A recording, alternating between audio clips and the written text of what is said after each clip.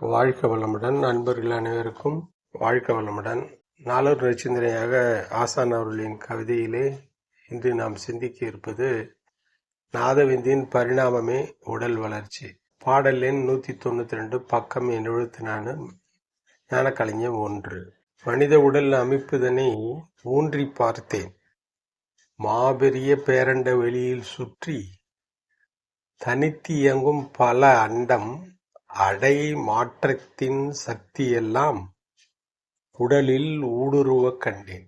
பனித்துளி போல் அளவான நாதவிந்தின் பரிணாமம் பல அவயங்களாகி நினைத்தவுடன் அங்கும் இங்கும் எங்கும் எங்கும் நிறைந்துவிடும் எண்ணத்தின் இயல்பு கண்டேன்.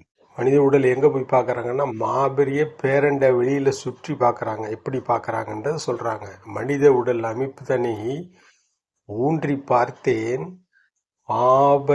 மாபெரிய பேரண்ட வெளியில் சுற்றி. வெள்ளை கட்டினதுலேருந்து விரிஞ்சா பிரபஞ்சமே நானுன்னு சொல்றோம்ல, சாமிஜி பாட்டு, சாமிஜி அடிக்கடி சொல்லுவாங்க. நுணுகிறது, நுணுகிறது, விரியறது, சிற்றியக்கம், பேரியக்கம், அப்புறம் சொல்றாங்க சிதாகாசம், பூதாகாசம், மகாகாசம்னு சொல்லுவாங்க. அது மாதிரி தனித்தியங்கும் பல அண்டம் அடை மாற்றத்தின், அண்டம்தான் அண்டம் பேரண்டம் அப்படின்னு சொல்லிக்கிட்டே திருப்பி பின்னாடி வரும்போது எங்க வரும், நம்ம ஒரு சின்ன அணுவில் முடியணும். அதாவது சுத்த வெளியில ஆரம்பிக்கிற முதல் நிலைக்கு வரும்.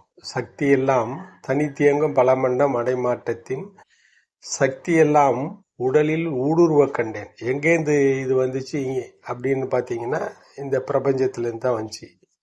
அது எப்படி வந்துச்சு அப்படின்னு சொல்றாங்க. தந்தை தாய் உயிர் ஒன்று சேர்ந்து தலைத்தொரு உடலாய் வந்தோன் பாடல்ல சொல்ற மாதிரி, பனித்துளி போல் அளவான நாதவிந்தின் பரிணாமம் பல அவயங்களாகி.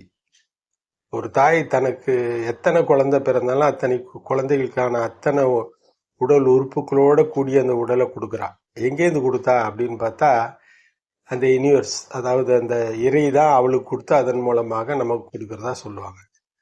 நினைத்தவுடன் அங்கும் இங்கும் எங்கும் எங்கும் நிறைந்துவிடும் எண்ணத்தின் இயல்பு கண்டேன். எண்ணத்தின் இயல்பு எப்படி இருக்குன்னா, சுருங்கறதாவும் விரியறதாவும் இருக்கு. அப்ப நுனியும் பார்க்க முடியும், விரிந்தும் பார்க்க முடியும்.